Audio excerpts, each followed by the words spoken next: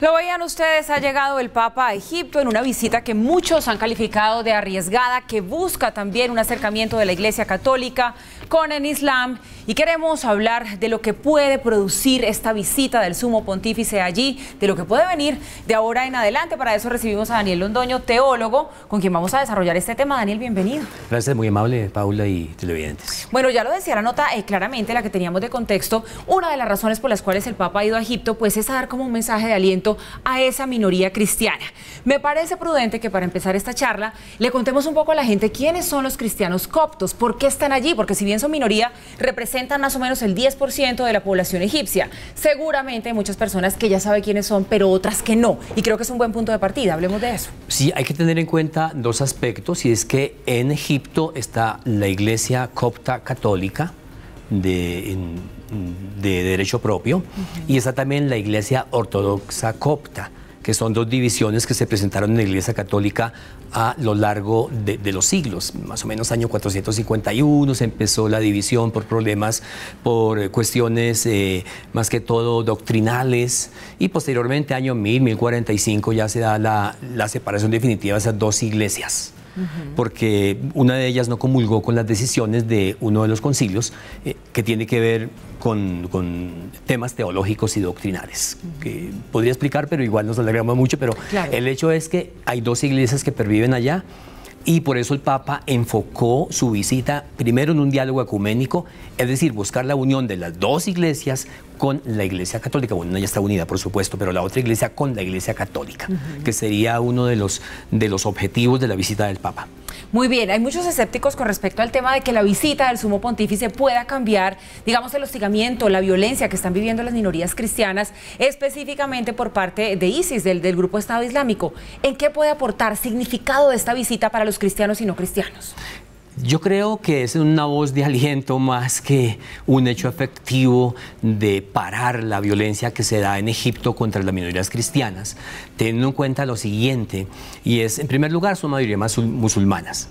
En segundo lugar, el régimen no ha sido muy claro frente a la ideología salafí o salafismo, que es una ala de los musulmanes que hace una interpretación estricta, rigurosa del Corán en lo que tiene que ver con la religión como un arma de combate, y en donde divide el mundo entre puros e impuros, y de ahí pues el objetivo sean los cristianos. Entonces es muy difícil que esto ocurra mientras no se hable con nombre propio de realmente quiénes son los que están causando la guerra contra los cristianos allá y contra el mundo, porque ISIS no solamente actúa en Egipto, como muy bien lo sabemos. Entonces es un punto muy importante.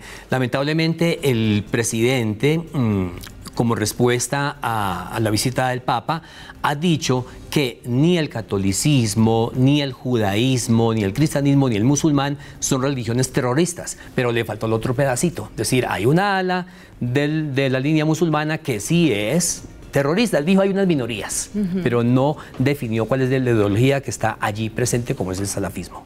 Pero mire, dentro de ese llamado que hace el Papa, que fue de las primeras declaraciones que dio al llegar a tierra de Egipto, pues dijo, no se puede seguir ejerciendo la violencia en nombre de Dios, de cualquier Dios, de cualquiera que sea en el que usted crea.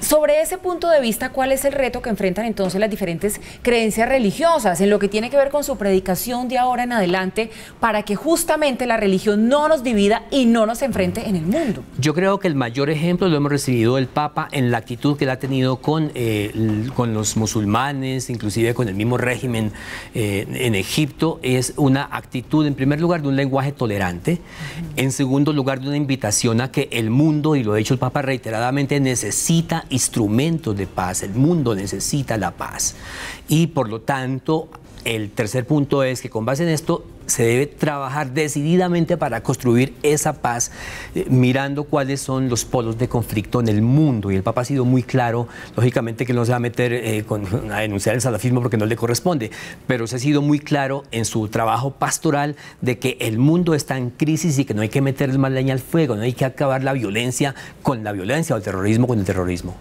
Pues Daniel, qué importante sería que estas palabras del Papa tengan la trascendencia que se necesita para que de verdad esta guerra por la religión religión, por los diferentes dioses, pues termine aquí, porque estamos viendo mucho dolor, muchas muertes, y como ya lo decíamos, pues la minoría cristiana en Egipto, por ejemplo, sufriendo mucho y viéndose bastante coartada en muchos aspectos. Muchas gracias, Daniel Londoño, teólogo, por estar hoy con nosotros aquí, hablando de esta visita arriesgada, sí, hay que decirlo, del Papa a Egipto. Una visita heroica, arriesgada. Yo utilicé un término griego que es el término parresía, y el término significa valiente y atrevido. Creo que es la mejor conclusión. Daniel, buenas noches, muchas gracias. Vale, muy amable.